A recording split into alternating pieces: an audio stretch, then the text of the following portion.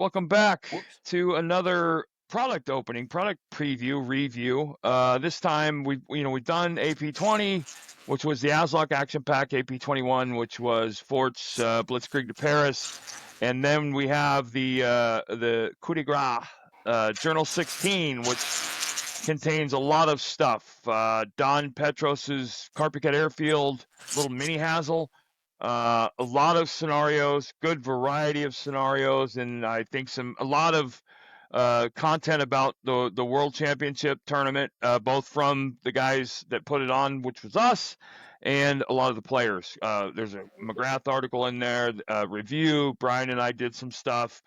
There's a really good article by Jim Bishop and a lot of other really good stuff. It's I think 40 pages. I think 17 scenarios.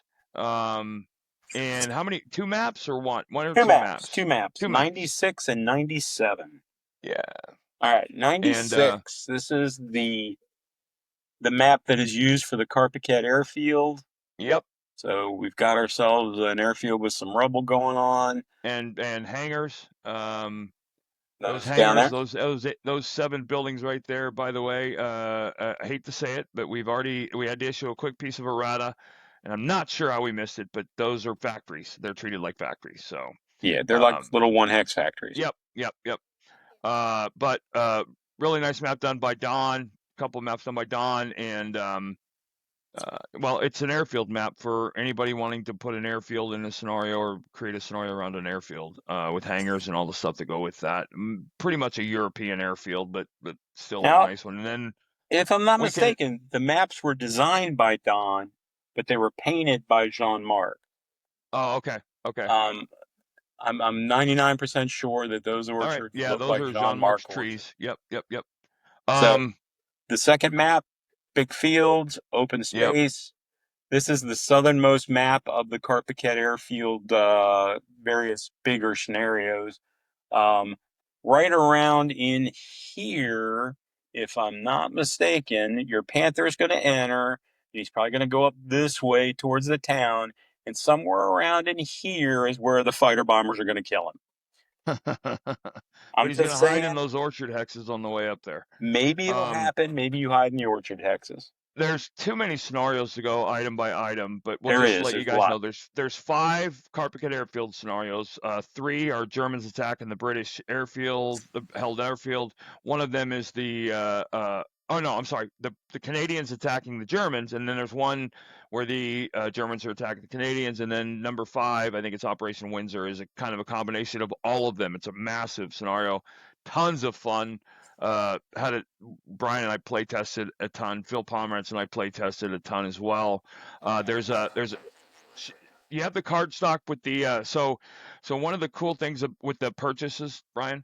Um, Um, I'm looking. I one of think. the cool Wait a things minute. about this scenario is there's a purchase system where you can turn in all of your armor or all of your OBA or all of your ordnance, and there's purchase charts to replace what your OB gave you with that stuff.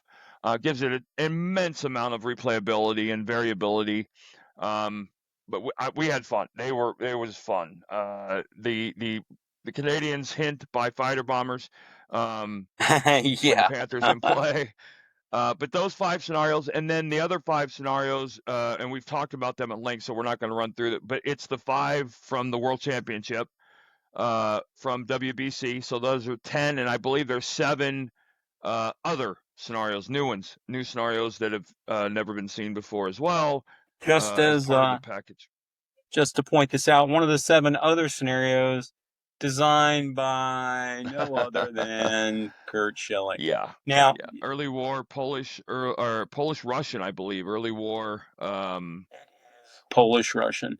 I'm not Yeah. going to lie, Curt has designed 1 or 2 amazing scenarios. In Front of the Storm, really good.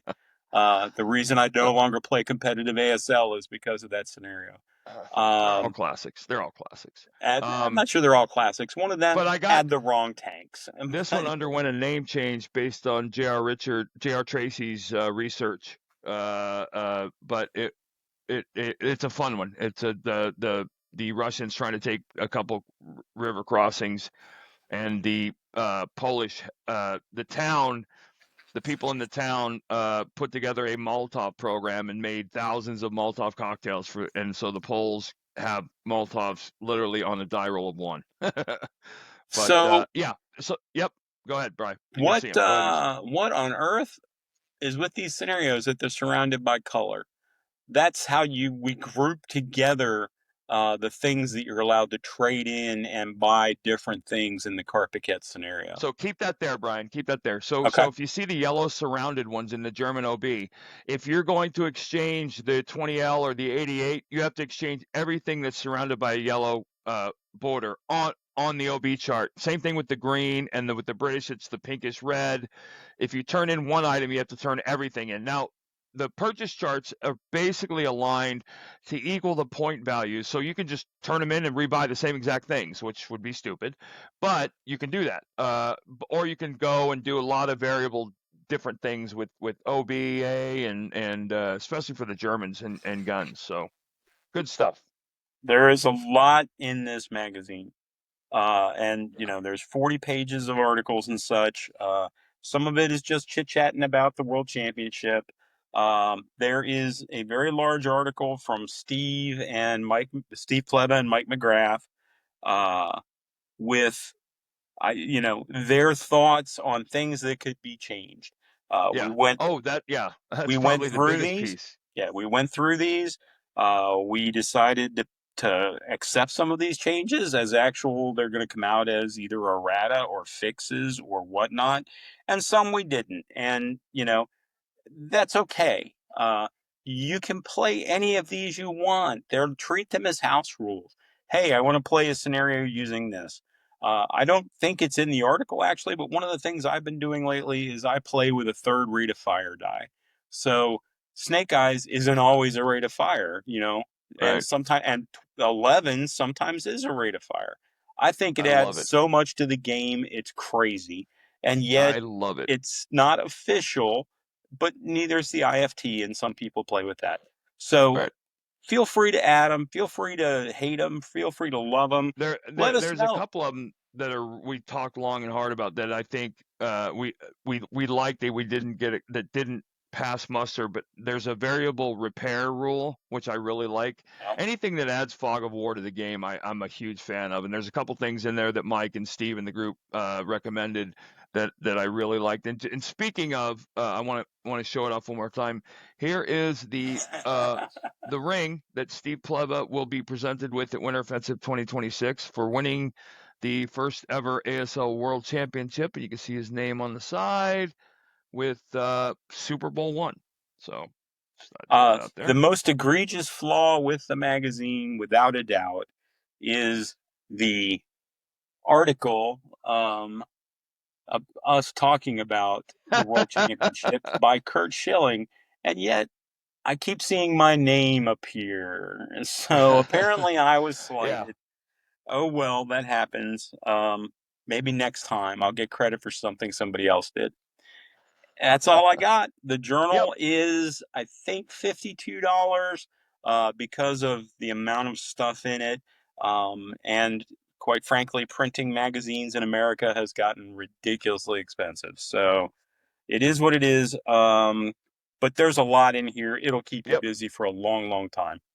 Like, subscribe, guys. Please keep spreading the word. Podcast is growing. We're having a blast doing it, and we will be hitting you guys with Sunday content every week. We're looking for a guest next week. We might bring Guy Cheney in, or we have a slew of people that we'd like to have in just to catch up with and talk to. So look forward to that. But All right. have a great week. Thanks, B. Thanks, guys. Take care. Talk to you on next week.